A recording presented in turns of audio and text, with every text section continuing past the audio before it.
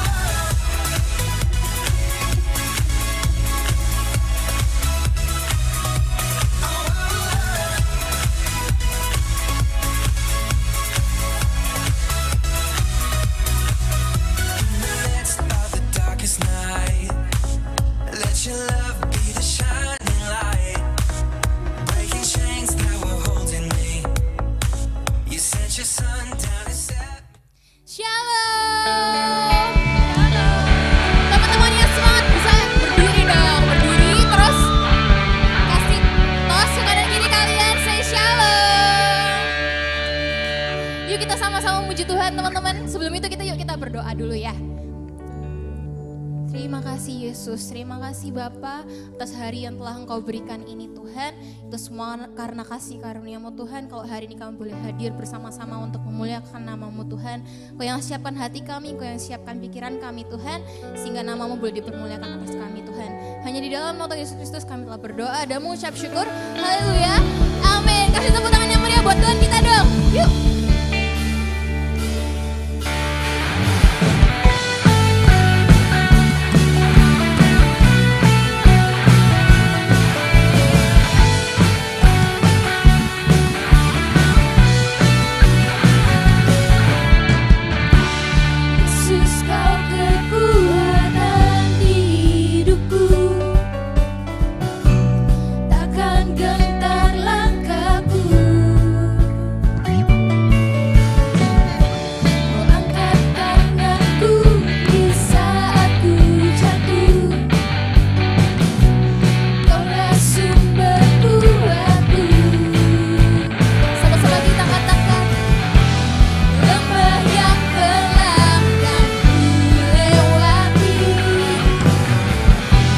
Sebab Engkau sertaku.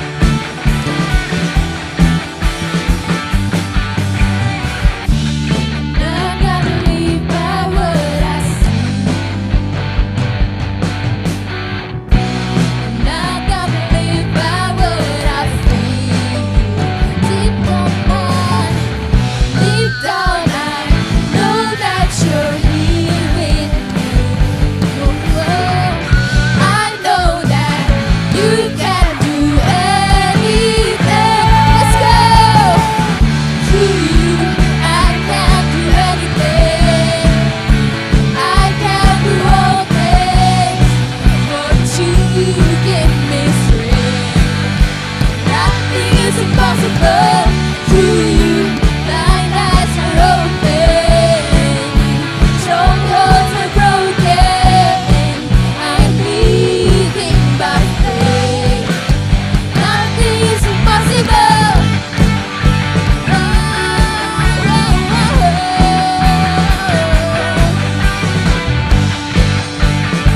Sama-sama kita kan? I believe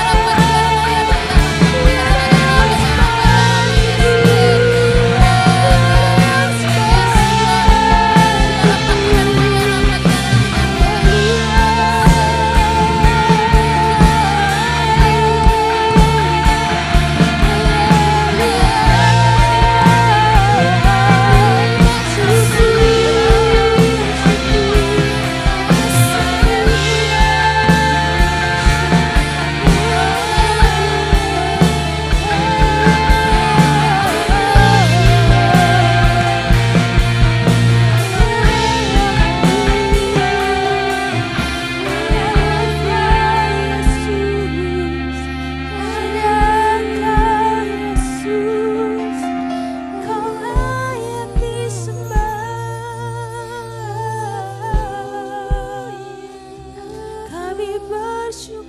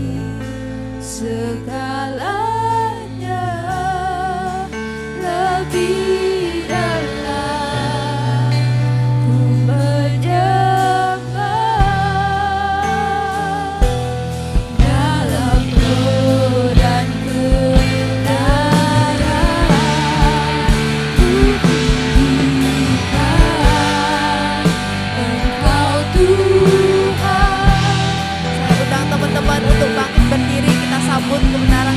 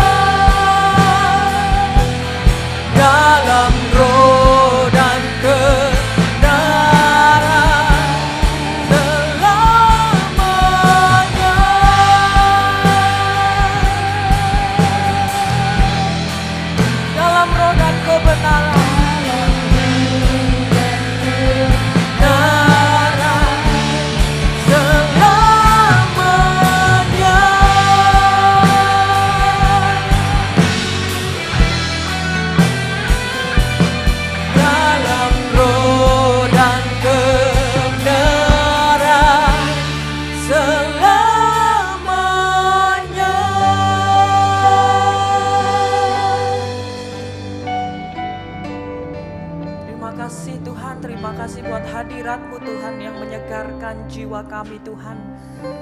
Kami bersyukur berterima kasih Tuhan, biarlah Engkau disenangkan Tuhan melalui pujian penyembahan kami. Dan selagi kami akan mendengarkan firman-Mu, kiranya urapan-Mu turun atas kami semua di tempat ini. Kami buka hati kami untuk mendengarkan kebenaran firman-Mu. Dan kiranya Roh Kudus-Mu sendiri yang berkarya, beracara pada hari ini Tuhan. Kau pakai hamba-Mu Tuhan untuk menyampaikan kebenaran firman-Mu. Di dalam nama Tuhan Yesus kami siap mendengarkan firman-Mu. Haleluya, amin. Silahkan duduk kembali teman-teman. Shalom, selamat Natal semuanya. Sekalian juga selamat tahun baru 2024. Saya titip salam hari ini ya, sekalian ya. Oke, langsung aja tema pada sore malam hari ini. Karena ini momennya adalah setelah kita momen Natal dan tahun baru ya. Ini sekalian kita bahas temanya nih tentang resolusi hati ya. Jadi kita mau ya mengakhiri tahun ini dengan baik ya, amin, amin. Apa sih yang mau kita ubah jadi lebih baik gitu ya. Kalau ditanya apa resolusimu, maka Tuhan mau anak muda di tempat ini malam hari ini bilang bahwa aku mau resolusi hatiku, cie, resolusi hati ya. Oke, langsung aja. Kita pasti pernah ya diperlakukan jahat atau tidak menyenangkan hati ya, atau baik itu secara sengaja atau tidak sengaja dari orang lain ya kan, dari orang-orang sekitar kita. Contohnya misalnya kayak kita pernah direndahkan, mungkin dibully, ditipu, dicurangi, ditolak, dijahatin gitu ya. Nah, dan akhirnya secara sadar atau tidak sadar, slide selanjutnya silahkan. Nah itu gambarnya ya. Jadi secara tidak sadar, akhirnya itu akan mempengaruhi sikap kita. Juga keputusan-keputusan yang kita ambil. Bisa itu keputusan yang buruk. Karena kita memiliki pengalaman pernah merasakan itu ya, tadi dijahati tadi. Jadi kita pernah mengalami deal dengan orang-orang yang menjahati kita, kayak gitu ya. Nah jadi malam hari ini, Tuhan mau kita itu belajar untuk memiliki kualitas hati yang berkenan di hadapan Tuhan. Jadi Tuhan mau kita itu meresponi hal yang jahat itu tadi dengan kebaikan. Karena, kenapa? Karena Tuhan punya rencana besar di dalam kehidupan kita semua di tempat ini. Tuhan mau pakai hidup kita di tempat ini ya, untuk menjadi kehidupan yang berdampak dan memuliakan Tuhan. Amin. Ya, mari kita langsung aja buka nasihat firman Tuhan yang akan memberikan kita hikmat bagaimana cara menghadapi hal-hal itu tadi, kita mengalami hal kejahatan itu tadi. Kita buka di Roma 12 ayat 17 sampai 21. Saya bacakan ya, di ayat 17. Janganlah membalas kejahatan dengan kejahatan. Lakukanlah apa yang baik bagi semua orang. 18. Sedapat-dapatnya, kalau hal itu bergantung kepadamu, hiduplah dalam perdamaian dengan semua orang. Ayat 19. Saudara-saudaraku yang kekasih, janganlah kamu sendiri menuntut pembalasan, tetapi berilah tempat kepada murka Allah. Sebab ada tertulis, pembalasan itu adalah hakku, akulah yang akan menuntut pembalasan, firman Tuhan. Di ayat 20, tetapi jika seterumu lapar, berilah dia makan. Jika ia haus, berilah dia minum. Dengan berbuat demikian, kamu menumpukkan bara api di atas kepalanya. Ayat 21, janganlah kamu kalah terhadap kejahatan, tetapi kalahkanlah kejahatan dengan kebaikan. Amin. Amin. Katakan sebelah kanan kirimu, katakan kalahkan kejahatan. Amin. Jadi siapa di sini yang suka nonton drakor? Iya, saya juga suka drakor ya. Mungkin ya selain drakor mungkin zaman dulu ini sinetron ya. Sinetron sudah nggak zaman ya sekarang ya. Apalagi telenovela ya, nggak zaman ya. Ya, kalau di movie biasanya kan kita adegan paling seru nih ya. Kalau momen di mana peran antagonisnya itu mengalami akibat dari perbuatan jahatnya, betul enggak? Itu paling seru banget ya kan, itu yang paling dinanti-nanti, gimana sih nih tokoh kalah gitu kan. Rasanya puas gitu aja ngelihatnya ya, kalau dia itu makan batunya ya kan. Nah, sehingga kita juga sama, kalau kita merasa kita dijahati sama orang gitu ya, rasanya pengen aja doa sama Tuhan untuk mengajukan, Tuhan tolong petir orang itu, betul nggak? Tadi barusan ada suara petir juga ya. Secara nggak langsung kita juga mangkel gitu ya, kepingin aja bales gitu ya, sampai doanya kayak gitu ya. Nah itu nggak boleh ya, nggak boleh teman-teman, kita mau belajar malam hari ini. Bahkan kalau orang tersebut mengalami kejatuhan atau mengalami kemalangan mungkin ya, rasanya kita itu hati seneng banget gitu, karena saya kayak mau syukur kapok gitu ya. Rasanya pernah nggak kayak gitu? Misalnya kalian lagi nggak suka orang, misalnya karena hati kalian, terus kalian diem aja, terus suatu saat dia mengalami kemalangan atau lagi kesandung tiba-tiba gitu loh. Rasanya kayak kepingin guyu, kayak kepingin apa rasanya, kepingin nyukurin dia, betul nggak? Jujur itu anak Tuhan. Saya juga kayak gitu ya. Tapi ya kita mau belajar ya. Tahan senengnya ya. Kita mau belajar untuk gitu ya. Nah, firman Tuhan mau mengajarkan kita untuk kita melibatkan Tuhan dan memberi tempat kepada Tuhan. Karena Tuhan tadi bilang pembalasan itu hakku, katanya Tuhan. Nah, lalu bagaimana respon kita seharusnya? Di ayat tadi yang di Roma 12 ayat 20. Dikatakan, tetapi jika seterumu lapar, berilah dia makan. Jika ia haus, berilah dia minum. Dengan berbuat demikian, kamu menumpukkan bara api di atas kepalanya. Jadi guys, kita disuruh sama Tuhan malah untuk berbuat kebaikan sama orang tersebut. Ibaratnya kalau dia lapar, kalau dia jadi kesandung batu, tadi kesandung itu kita tolong dia, ibaratnya kayak gitu. Padahal dia itu habis jahatin kita gitu loh. Kita harus malah nolong dia gitu. Itu yang Tuhan ajarkan gitu loh. Nah, dikatakan kalau kita nolong dia yang habis jahatin kita, itu kita sama seperti menumpukkan bara api di atas kepalanya. Maksudnya gimana sih bara api di atas kepala? Misalnya panas nih, otomatis dia itu akan nundukkan kepalanya supaya bara apinya akan jatuh. Artinya kalau dia nunduk itu bukan berarti dia tunduk sama kita, tetapi dia akhirnya akan mengakui bahwa dia itu yang salah, kita yang benar gitu. Jadi maksudnya itu akan menumpukkan bara api di atas kepalanya itu gitu. Kita akan juga belajar dari satu tokoh Alkitab malam hari ini yang disebut a man after God's own heart, yaitu orang yang dikenan Allah, yaitu Daud. Daud juga punya pengalaman dan responnya itu yang kita akan pelajari. Bagaimana Daud itu bisa disebut orang yang dikenan oleh Allah. Jadi mari pertama kali kita akan buka di 2 Samuel 16 ayat 5-13. Jadi garis besarnya adalah cerita pengalaman Daud ini ketika dia melarikan diri dari anaknya Absalom yang mengkudeta dia, dan dia sedang dalam pelarian. Dia melarikan diri di masa kesesakan. Nah, dan di masa dia melarikan diri, ada seseorang yang bernama Simei. Simei ini adalah keturunan Saul. Dan dia itu di sepanjang perjalanan Daud itu, dia mengutuki Daud dengan kalimat-kalimat yang jahat. Bayangkan ya, lagi nelongso, lagi dalam permasalahan, terus ada orang yang mengutuki kamu gitu yang lagi nelongso. Ibaratnya kayak gimana kalau kalian mengalami hal itu? Pasti kan gitu ya. Sampai pegawainya Daud itu nggak tahan ya, namanya Abisai, dan minta izin untuk membunuh Simei. Oke, ini ayatnya karena TV-nya di sana saya nggak kelihatan jelas ya, biasanya di sebelah situ. Oh, saya baca dari sini ya, otomatis saya akan membelakangi, akan melihat sini ya. Oke, aku baca dulu ya. Ketika Raja Daud telah sampai ke Bahurim, keluarlah dari kaum keluarga Saul. Ia bernama Simei bin Gera. Sambil mendekat raja, ia terus-menerus mengutuk.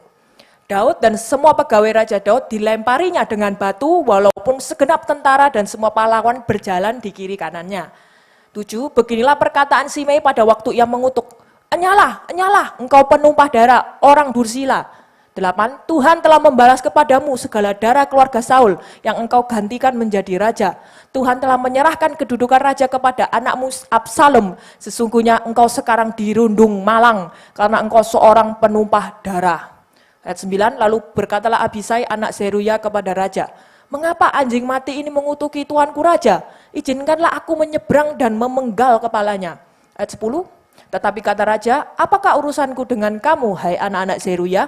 Biarlah ia mengutuk, sebab apabila Tuhan berfirman kepadanya, kutukilah Daud, siapakah yang akan bertanya, mengapa engkau berbuat demikian? Ayat 11, pula kata Daud kepada Abisai dan kepada semua pegawainya, sedangkan anak kandungku ingin mencabut nyawaku, terlebih lagi sekarang orang Benyamin ini. Biarkanlah dia dan biarlah ia mengutuk, sebab Tuhan yang telah berfirman kepadanya demikian. Nah, ini ayat 12 yang perlu di bold, ya. Ini adalah respon Daud. Daud bilang begini, mungkin Tuhan akan memperhatikan kesengsaraanku ini dan Tuhan membalas yang baik kepadaku sebagai ganti kutuk orang itu pada hari ini. Dan ayat 13 selanjutnya, demikianlah Daud melanjutkan berjalannya dengan orang-orangnya, sedang Simei berjalan terus di lereng gunung bertentangan dengan dia, dan sambil berjalan ia mengutuk, melemparinya dengan batu dan menimbulkan debu. Nah, begitulah ceritanya. Jadi yang tadi ayat 12 itu adalah respon Daud ya. Daud berkata bahwa mungkin Tuhan akan memperhatikan kesengsaraanku ini dan Tuhan akan membalas yang baik kepadaku sebagai ganti kutuk orang itu pada hari ini. Dan Daud melanjutkan perjalanannya. Itu sebenarnya artinya Daud ini sudah menang 1 poin. Dia tidak membalas kejahatan dengan kejahatan. Nah, begitu teman-teman. Karena pemikiran Daud itu dia berpikir bahwa kalau aku tidak membalasnya, barangkali Tuhan yang akan menggantikan yang baik kepadaku ganti kejahatan yang dilakukan oleh orang ini. Jadi prinsip Daud adalah kalau dia diganggu oleh orang atau dijahati oleh orang, dia nggak akan balas, ya kan? Tidak peduli yang mulai duluan itu siapa. Kalau misalnya kita itu balas, berarti kita sama-sama salahnya di hadapan Tuhan. Nah, jadi jangan kalah sama kejahatan ya guys. Tidak membalas yang jahat dengan kejahatan itu baik. Kalau kita membalas kejahatan itu berarti kita juga sama dengan orang jahatnya. Nah, akhirnya benar ya, kebaikan Tuhan buat Daud itu benar-benar nyata. Kita bisa lihat di ayat 2 Samuel 19 ayat 16 sampai 23. Nah, kali ini saya minta bantuannya teman-teman, satu teman di sini boleh bacain kayak aku tadi. Ini panjang juga ini. Mungkin siapa? Iya, bantuin baca firman.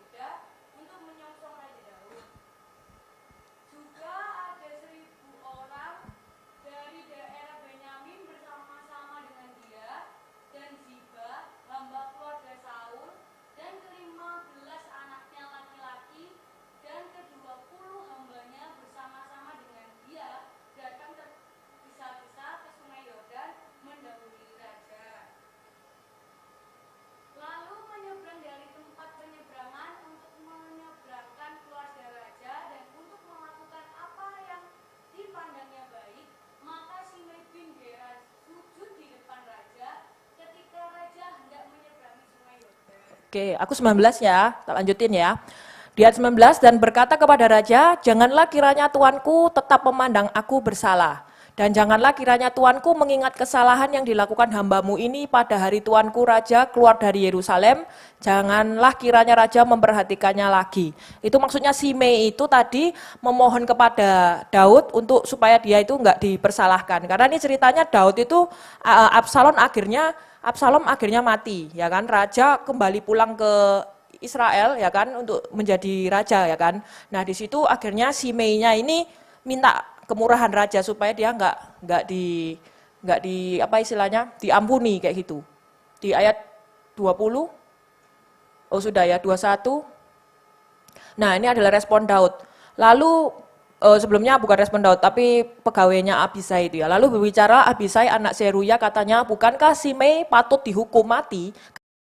Tuki orang yang diurapi Tuhan. Jadi Abisai ini pakai firman ya. Pakai firman untuk menghasut Daud supaya membunuh Simei kayak gitu ya. Nah, di ayat 22 Tetapi Daud berkata, sekali lagi Daud berkata, apakah urusanku dengan kamu hai anak-anak Zeruya, sehingga kamu pada hari ini menjadi lawanku? Masakan pada hari ini seorang dihukum mati di Israel? Sebab bukankah aku tahu bahwa aku pada hari ini adalah raja atas Israel? 23, kemudian berkatalah raja kepada Simei, engkau tidak akan mati. Lalu raja bersumpah kepadanya. Ya, itu adalah keputusan Daud ya, untuk melepaskan Simei ya. Nah, jadi walaupun Daud sudah kembali berkuasa, ya kan, dia tidak menggunakan kekuasaannya dengan semena-mena. Dia tidak membunuh Simei, walaupun dia sudah kembali ke tahtanya ya. Nah, kita malam hari ini mau belajar seperti Daud ya, memiliki hati yang berkenan di hadapan Tuhan. Itu adalah kita tidak menuntut pembalasan walaupun kita ini sudah di posisi yang lebih kuat.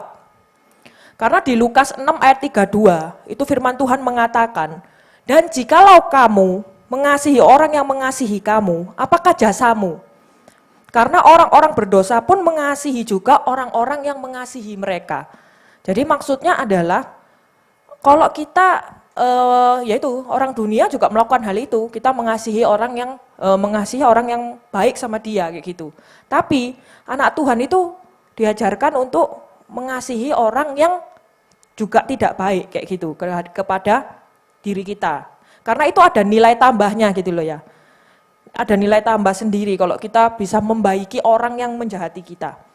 Di Lukas 6 ayat 35, nasihat firman Tuhan mengatakan, tetapi kamu kasihilah musuhmu dan berbuatlah baik kepada mereka dan pinjamkan dengan tidak mengharapkan balasan. Maka upahmu akan besar dan kamu akan menjadi anak-anak Allah yang maha tinggi. Sebab ia baik terhadap orang-orang yang tidak tahu berterima kasih dan terhadap orang-orang jahat. Nah, itu adalah firman Tuhan mengatakan kasihilah musuhmu dan berbuatlah baik kepada mereka. Pinjamkan dengan tidak mengharapkan balasan. Maka apa? Upahmu akan besar dan kamu akan menjadi anak-anak Allah yang maha tinggi. Nah, sebab Tuhan kita sendiri itu baik terhadap orang-orang yang tidak tahu berterima kasih dan terhadap orang-orang jahat. Buktinya apa? Kebaikan Tuhan. Matahari tetap terbit bagi orang yang percaya Tuhan, bagi orang yang tidak percaya Tuhan. Ya, setuju enggak? Setuju, ya itu kebaikan Tuhan. Nah, memang tidak mudah ya untuk melakukan firman ini. Setuju? Setuju. Tetapi bisa ya, tapi bisa. Ini adalah kesempatan guys untuk menuju menjelang momen tahun baru dan momen Natal kemarin itu adalah momen kasih ya kan. Nah jadi coba list ya orang-orang yang mungkin selama ini kalian merasa kok di circle kalian ada yang nggak baik ya sama kamu kayak gitu ya. Coba kalian melangkah ya dari zona nyaman kalian, coba kalian say hello dulu atau bisa list untuk kalian mau kirim hampers atau kirim apa, ucapan selamat tahun baru, selamat Natal, ya kan? Nah, ya ingat itu tadi, supaya apa? Kita berkenan di hadapan Tuhan, gitu ya. Jadi kalau ada orang yang jahat sama kita balik jahat sama dia, itu case close gitu ya. Itu sama dengan anak-anak dunia, tetapi kita di sini anak-anak muda itu harus berbeda, kita tetap harus berbuat baik untuk orang yang jahat. Kita mau belajar untuk mengalahkan kejahatan dengan kebaikan. Nah ini level yang Tuhan mau kita level up lah intinya gitulah. Yang Tuhan mau ya. Jadi ada orang yang tidak baik sama kita tetap balas dengan kebaikan, terutama di momen Natal dan Tahun Baru ini kita tetap berbagi kasih untuk mereka. Dan yang terakhir adalah kita mau belajar dari satu contoh tokoh yang berhasil, yaitu Yusuf. Ini adalah keberhasilan Yusuf juga, dari mulai dia awalnya mengalami transisi dari anaknya seseorang Yakub ya, diberi jubah yang sangat indah gitu ya, anak kesayangan. Kemudian dia harus menjadi budak karena kakak-kakaknya yang nggak suka ya kan, yang jahat sama dia. Dan dia akhirnya singkat cerita harus jadi budak, terus dipenjara sampai akhirnya kerja di istri Potifar dan sampai akhirnya jadi orang nomor 2 ya toh. Nah, ini adalah salah satu kualitas hati Yusuf ya kan, adalah karena dia tidak membalas yang jahat dengan yang jahat ya kan. Yusuf berhasil membalas kejahatan saudara-saudaranya dengan ganti memberkati saudara-saudaranya. Jadi rencana Tuhan buat Yusuf itu adalah menjadikan Yusuf menjadi pemelihara suatu bangsa yang besar, bukan menjadi pemusnah suatu bangsa. Bayangkan kalau Yusuf gagal untuk membalas kejahatan dengan kebaikan, maka Tuhan gak akan pakai Yusuf, kayak gitu. Jadi kalau Yusuf Yusuf itu berhasil untuk menahan diri ya, sehingga dia akhirnya menjadi orang yang dipakai Tuhan sampai menjadi pemelihara suatu bangsa. Siapa yang mau dipakai Tuhan sampai seperti Yusuf? Amin. Oke. Jadi mungkin hari ini ada yang pernah untuk merendahkan kamu, pernah membuli kamu, ya. Katakan dalam hatimu, awas, kalau aku sudah diberkati Tuhan, tak berkati kamu. Amin. Amin ya. Kita mau balas jadi berkat buat dia ya. Jadi jangan pakai cara dunia, balas-balasan secara jahat ya. Tetapi kita mau pakai cara firman Tuhan, ya kan? Maka lihat hidupmu sendiri yang nanti akan diberkati Tuhan. Tuhan akan menggantikannya dengan kebaikan-kebaikan di dalam kehidupanmu. Hidupmu akan dibuat beda sama Tuhan, akan dipakai Tuhan luar biasa, akan diberikan promosi-promosi yang indah dari Tuhan, ya. Oke, kalau gitu langsung aja kita akhiri ibadah hari ini. Silakan maju tim pujian. Mari putuskan malam hari ini kita untuk menjadi orang-orang yang mau mengalahkan kejahatan dengan kebaikan.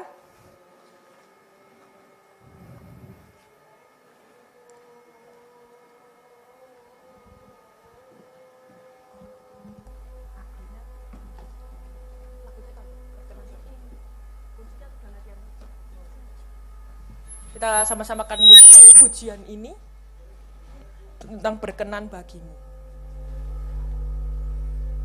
Sama-sama kita mau merenungkan, kita mau mendoakan. Mungkin memang yang dikatakan firman Tuhan ini kita juga mengalami, pasti kita semua pernah mengalami hal itu. Dan malam hari ini kita mau membereskan ya di hadapan Tuhan.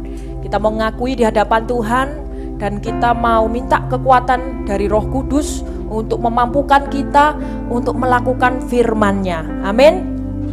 Karena dengan kekuatan kita sendiri kita mungkin nggak mampu ya.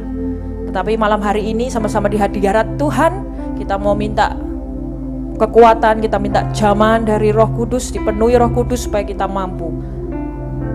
Mari sama-sama kita pujikan pujian ini.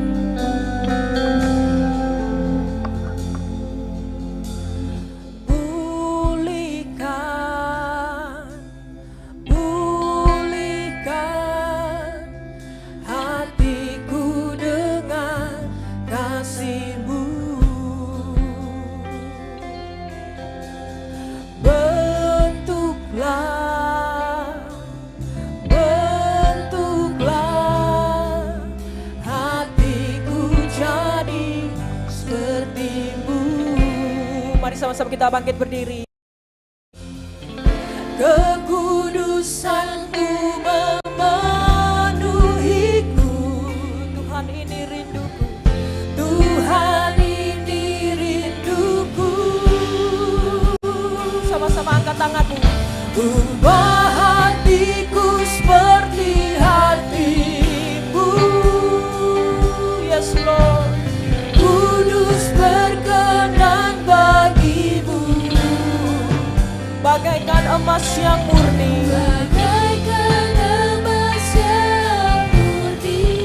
Bentuk hatiku, bentuk hatiku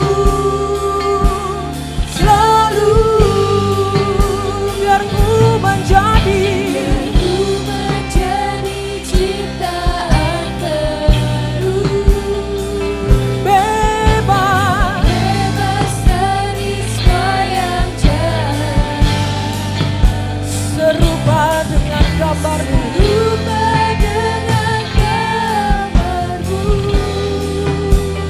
sucikanku, kuduskan hatiku, Tuhan.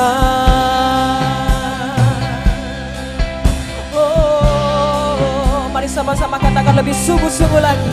Pulihkan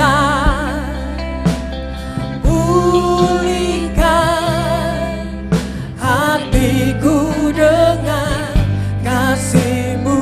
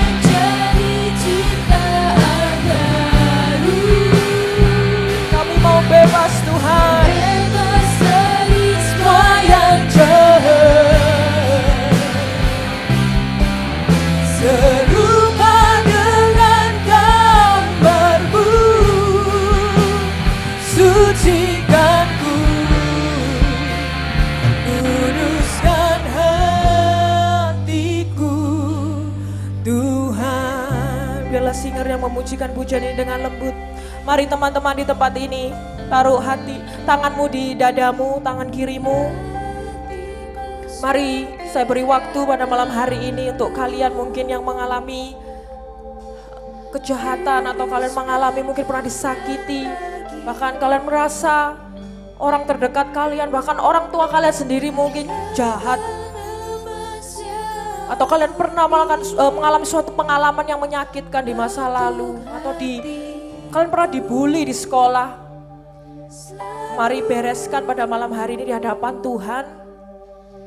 Seperti apa yang dilakukan oleh Daud. Dalam hatimu mari doakan orang-orang yang menjahatimu. Mari lepaskan pengampunan. Saya beri waktu untuk kalian berdoa kepada Tuhan.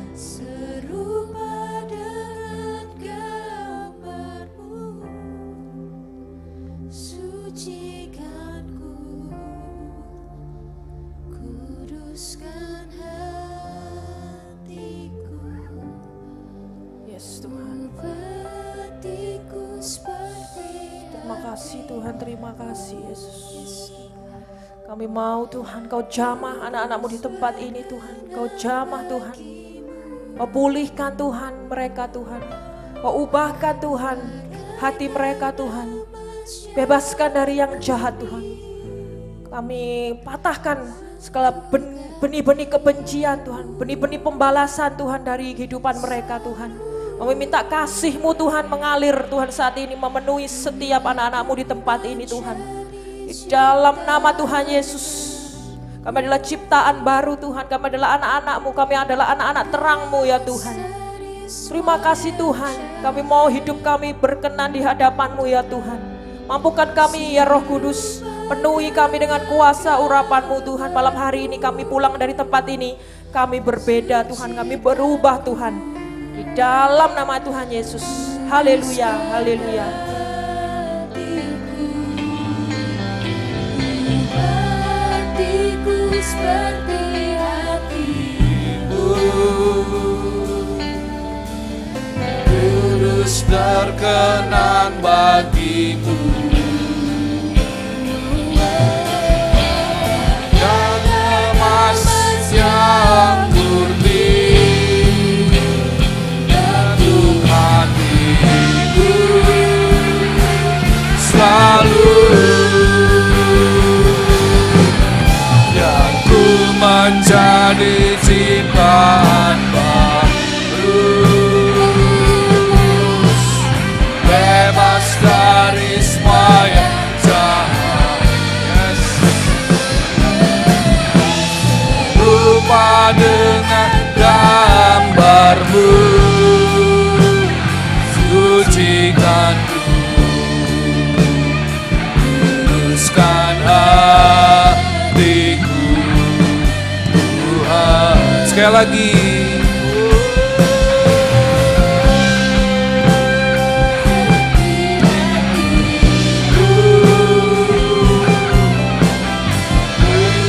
Berkenan bagimu. Dengan emas yang murni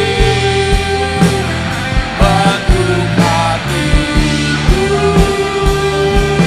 selalu. Dan ku menjadi ciptaan baru, bebas dari semua yang jahat. Rupa dengan gambar-Mu, sucikanku,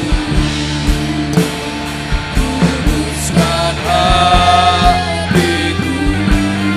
Tuhan.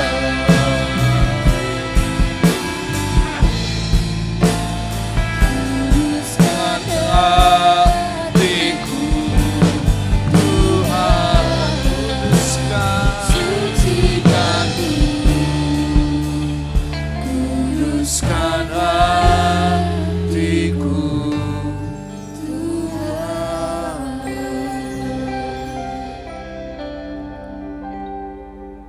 Kami rindu Tuhan, untuk kami boleh menutup tahun ini, hati kami boleh dipulihkan. Kami rindu Tuhan, biarlah hati kami benar-benar dibentuk oleh kasih-Mu Tuhan. Menurut kemampuan kami tidak mampu Tuhan. Tetapi kami memandang kepada Kristus. Terima kasih untuk kebenaran firman-Mu yang sudah mengajar kami, menegur kami. Bahkan Kau memberikan sebuah nasihat yang luar biasa. Supaya hidup kami menjadi kehidupan yang berbeda. Dan orang-orang di luar sana akan melihat hidup kami adalah seperti Kristus. Suratan Kristus yang dapat dibaca oleh semua orang. Terima kasih, berkati kembali hamba-Mu Kak Lolita yang sudah melayani dari kota Mojokerto, Sidoarjo. Tuhan berkati bersama suami yang dikasihi Pastor Daniel Tuhan, dan juga untuk anaknya Joel. Berkati keluarga ini Tuhan, dimanapun Kau mengutus keluarga ini untuk melayani, biarlah semakin banyak jiwa dimenangkan bagi Kristus.